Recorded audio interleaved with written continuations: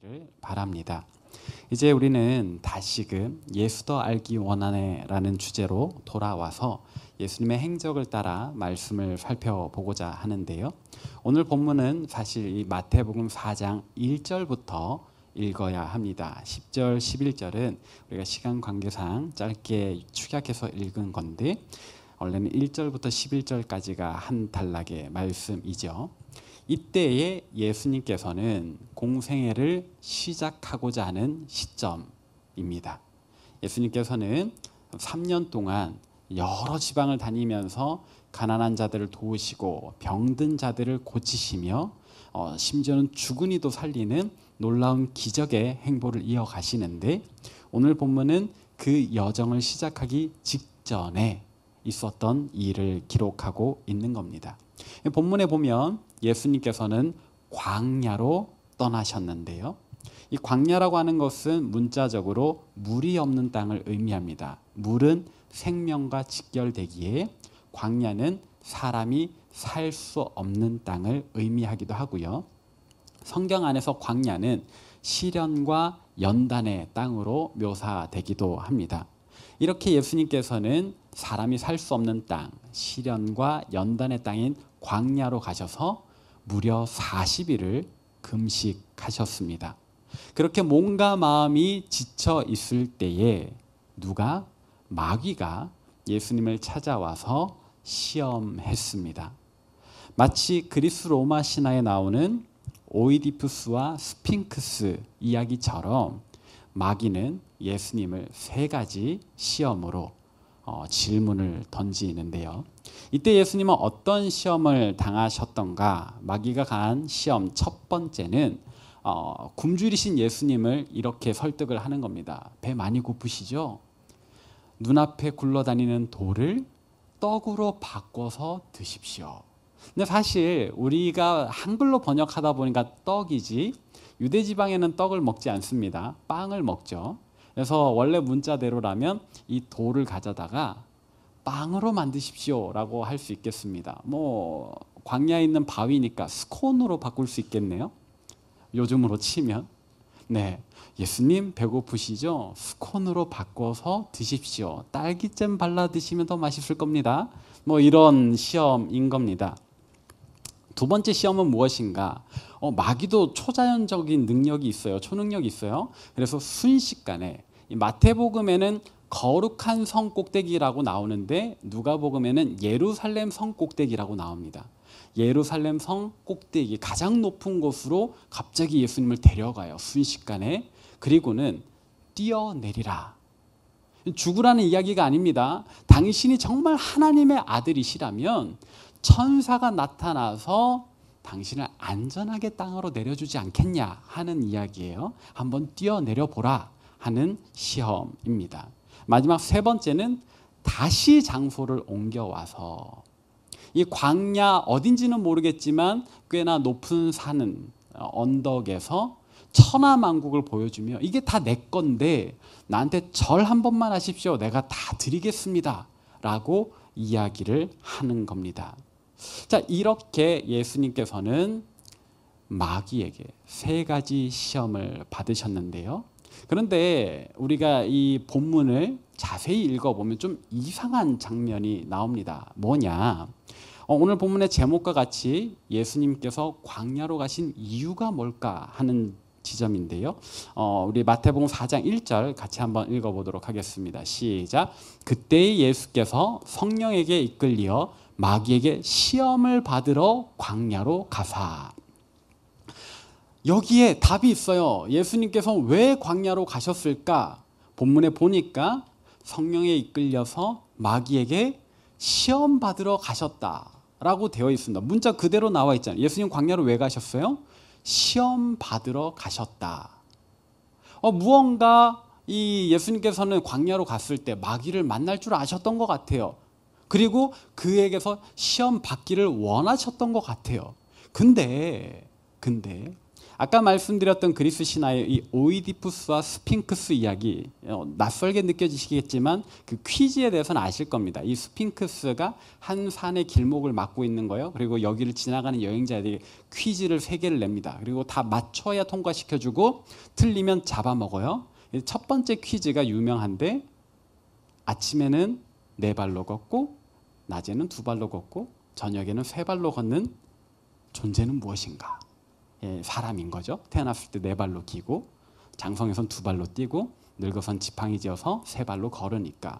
근데 이런 이야기처럼 뭔가 이 여정을 시작할 때 시험을 받아야만 되는 그런 것이어서 예수님께서 광야로 이 시험을 자청하셨던 것일까? 근데 그렇게 보자면 시험을 잘 치러야 되는 것 아니겠어요? 무언가 만점 받아야죠. 근데 여러분들이 본문을 한번 자세히 읽어보십시오. 이 마태복음 4장을 읽어보시면 예수님께서 마귀의 시험에 응하는 태도는 상당히 삐딱합니다. 배고프세요.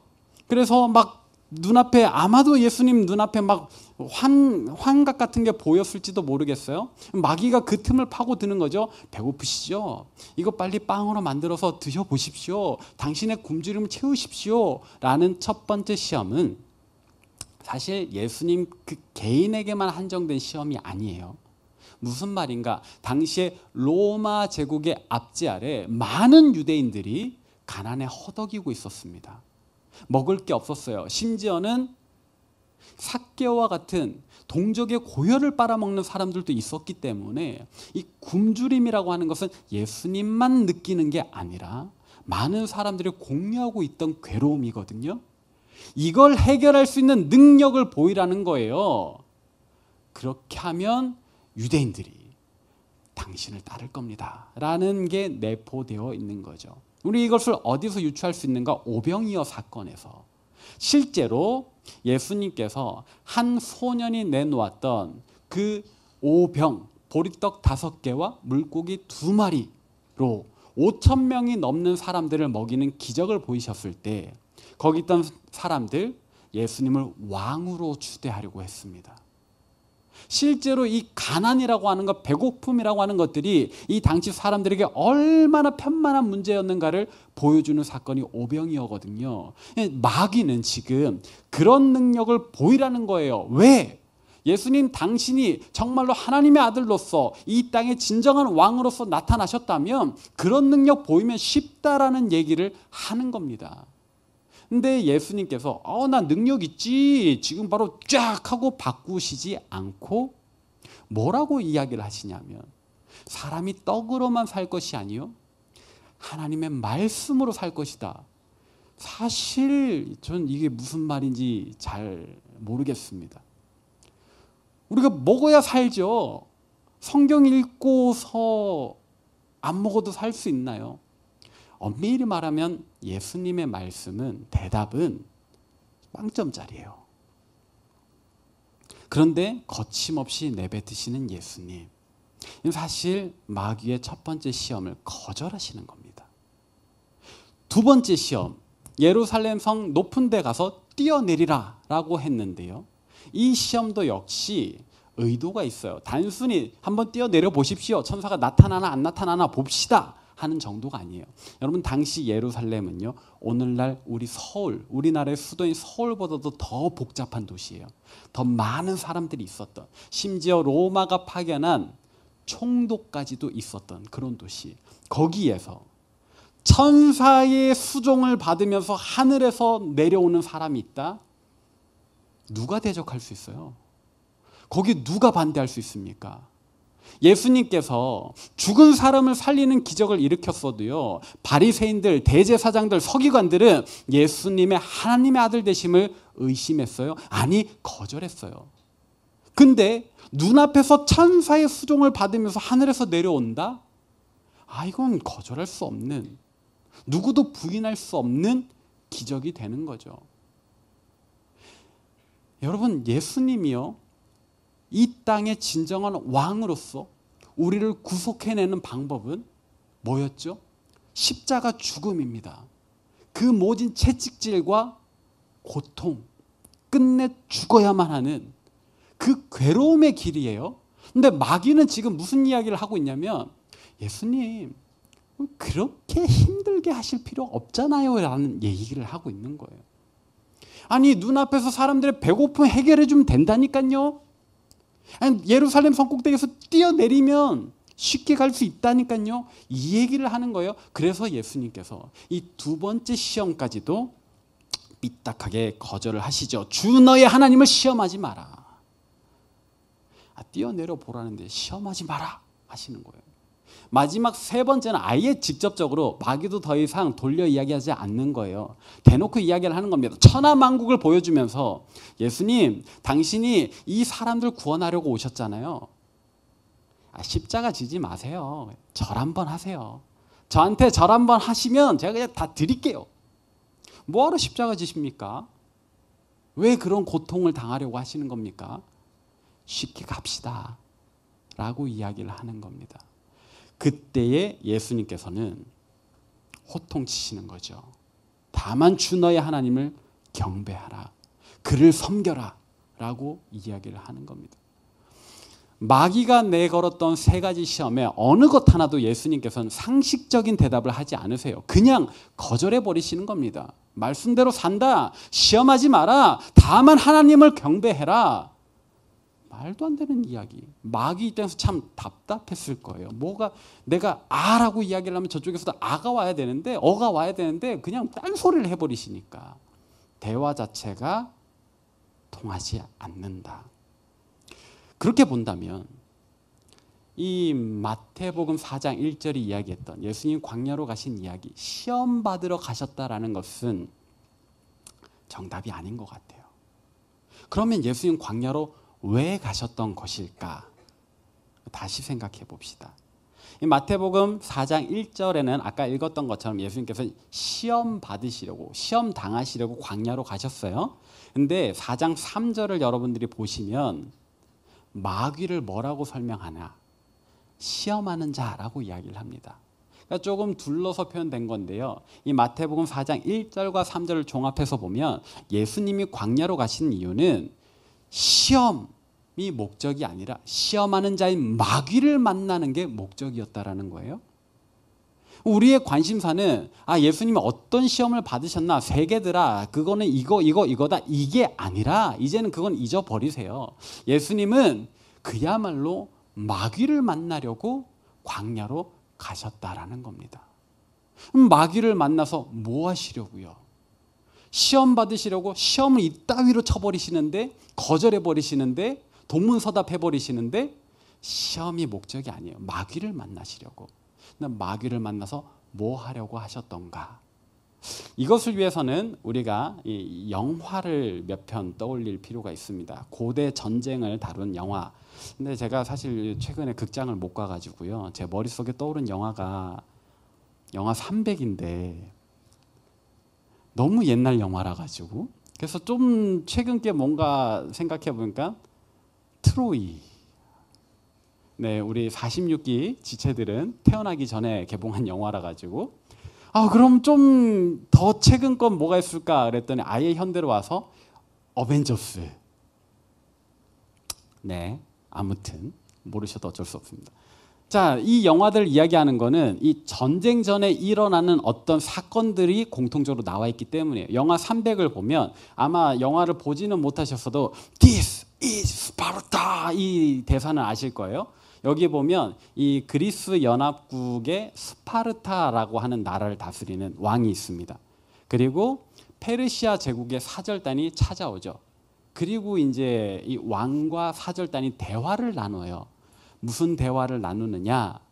이 사절단은 우리 페르시아가 얼마나 대단한 나라인지 당신은 모를 겁니다. 근데 우리가 지금 당신의 나라를 침공하고 싶은데요. 싸우실래요? 항복하실래요? 라는 대화를 나누는 거예요. 이때 이 스파르타 왕이 화가 많이 나가지고 발로 뻥 차면서 이 대화를 거절을 하는 거거든요. 영화 트로이에서도 마찬가지입니다. 이 브래드 피트, 저는 이 영화에서 브래드 피트한테 좀 반했는데 너무 잘생겨가지고 못 보셨으면 보셔도 좋아요. 아무튼 이 아킬레스라고 하는 영웅이 이제 있는데 이 트로이의 영웅 헥토르와 둘이 만나요. 나중에 둘이 싸우거든요. 근데 싸우기 전에 미리 우리가 좀 평화롭게 해결할 수 없습니까? 라고 헥토르가 이야기를 한단 말이에요. 근데 아킬레스가 거절을 하거든요. 왜? 싸워보자. 나는 이길 수 있는데 뭐하러 내가 너랑 이야기하냐? 내가 그냥 싸우면 이기는데. 이렇게 해서 전쟁이 시작이 됩니다. 어벤져스에서도 보면 이 로키가 외계인 군대를 데리고 올 때 아이언맨이 이렇게 여유를 부리면서 이야기를 하죠. 뭐 지타우리 종족이 어떻고 하는 로키한테 We have Hulk 이야기하잖아요. 우리 헐크가 있다. 싸워보자. 이야기를 한단 말이죠. 이렇게 전쟁은요 그냥 갑자기 일어나지 않아요. 미리 앞에 서로 이야기하는 시간이 있어요. 이거를 협상이라고 하는데 오늘 예수님도요 마귀와 영적 전쟁하기 전에 최후 통첩 날리러 가시는 거예요. 이 세상의 권세를 잡고 있던 마귀에게, 온 인류를 구속하고 있던 마귀에게 내가 이제 하나님의 아들로서, 온 인류의 구원자로서 내가 너랑 싸우러 왔다. 난 너를 깨부시러 왔다. 내 백성 구원하러 왔다. 이야기하러 오신 거예요. 그런데 뭐 마귀가 아유 예수님 십자가 안 지셔도 된다니까요. 배고픔 해결해주면 사람들이요. 높은 데서 뛰어내리면 사람들이요. 아유 그냥 저한테 절 한번 하시면 제가 그냥 다 풀어줄 건데요. 예수님 말씀하신 건데 시끄럽다. 한판 뜨자. 내가 뭐하러 네 이야기 들어. 십자가 고통 괜찮아. 내가 하겠다고. 넌 내 앞에서 더 이상 아무 말 하지 마. 이게 예수님의 대답인 거예요. 예수님의 시험 장면은 다시 말하면 예수님의 마귀에 대한 선전포고입니다. 최후 통첩입니다. 이제 끝났어요. 그리고 나서 오늘 본문의 마지막 절은 어떻게 이야기를 했습니까? 마귀가 예수님을 떠나갔다. 누가복음 말씀에는요 좀 다르게 표현이 되어 있는데요. 누가복음 말씀 같이 한번 읽어보도록 하겠습니다. 4장 13절 함께 읽습니다. 시작. 마귀가 모든 시험을 다한 후에 얼마 동안 떠나니라. 저는 이 마태복음의 표현보다는 누가복음의 표현을 더 좋아합니다. 이 마귀가 포기하지 않는 거예요. 자기 나름대로 전쟁을 준비하는 거죠. 어떤 전쟁이죠? 주는 그리스도시요 살아계신 하나님의 아들이시니다 하던 베드로의 말 속에 숨어서 예수님 십자가의 길을 못 가시도록 한번 흔들어 보기도 하고 또는 바리새인들을 통해서 또는 서기관들을 통해서 예수님을 계속 곤란한 상황에 빠뜨리기도 하고 끝내는 가룟 유다의 마음속에 예수님을 배반하려는 마음을 넣어서 실제로 예수님을 십자가에 못 박아 죽여버리기까지. 그렇게 우리가 의식하지 못하는 순간에 예수님과 마귀의 영적 전쟁이 일어났어요. 그러나 그 싸움의 끝은 어떻게 되었습니까? 누가 이겼습니까? 분명 예수님 십자가에 달려 죽으실 때, 그 호흡이 끊어지실 때, 물과 피를 다 쏟고 사망하셨을 때, 온 세상이 흑암에 잠겼을 때 아마도 마귀는 승리한 줄 알았을 겁니다. 내가 이겼다. 그러나 무덤에 갇히셨던 주님께서 사흘 뒤에 부활하실 때 온전한 승리자는 예수님이야말로 온전한 승리자가 되신 거죠. 예수님 광야로 왜 가셨나? 마귀에게 최후 통첩하시려고. 그리고 일어난 영적 전쟁의 승리자는 누구인가? 우리 주님이시다. 그러면 이제 우리 주님을 믿는 저와 여러분의 차례라는 것을 우리는 기억해야 합니다. 여러분 대장전이에요. 양쪽 진영에서 대장이 나와서 싸웠어요. 이걸 대장전이라고 하는데 일기토 거기에서 우리 주님이 이기셨습니다. 그러나 전쟁은 아직 끝나지 않았어요. 왜냐하면 아직 적의 잔당들이 남아있으니까. 마귀는 패했지만 죄의 습관, 죄의 본성은 여전히 이 세상에 남아서 우리를 끊임없이 유혹하죠.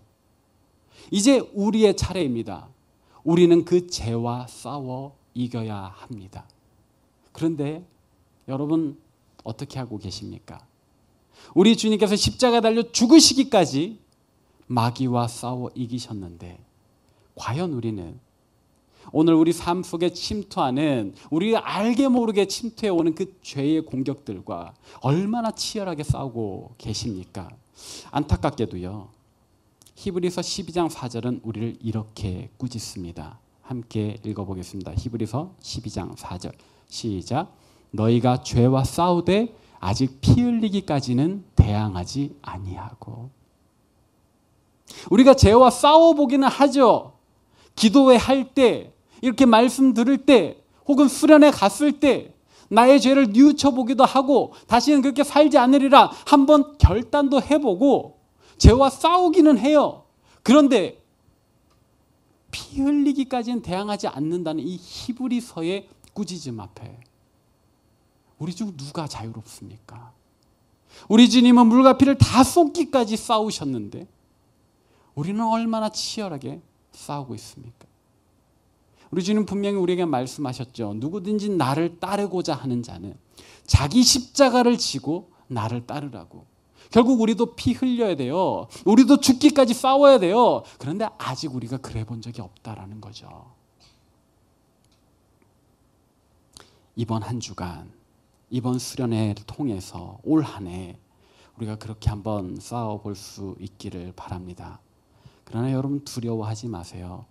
우리 대장 되신 예수님께서 이미 승리하셨으니까 우리에게는 승리가 보장되어 있다는 사실.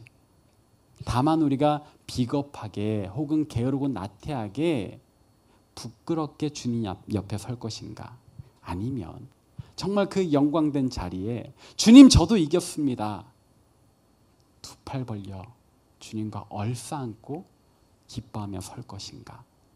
이제 우리의 선택지만 남아 있는 거죠. 사랑하는 여러분, 말씀을 정리하도록 하겠습니다. 예수님께서는 저 악한 마귀와 싸워 이길 공생의 사역을 시작하기 전에 먼저 광야로 가셔서 마귀에게 선전포고하셨습니다. 최후 통첩을 날렸습니다. 우리도 그럴 수 있기를 바랍니다.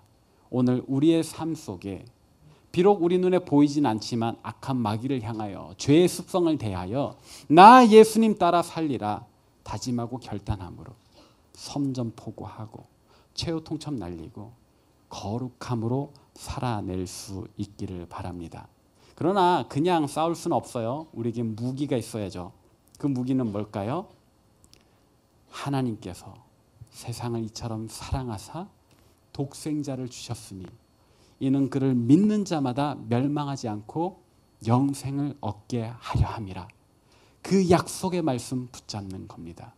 그 약속의 말씀 오늘 우리 가슴 속에 심고 새겨 이번 한 주 올 한 해 죄와 싸워 승리하는 저와 여러분 되시기를 바랍니다.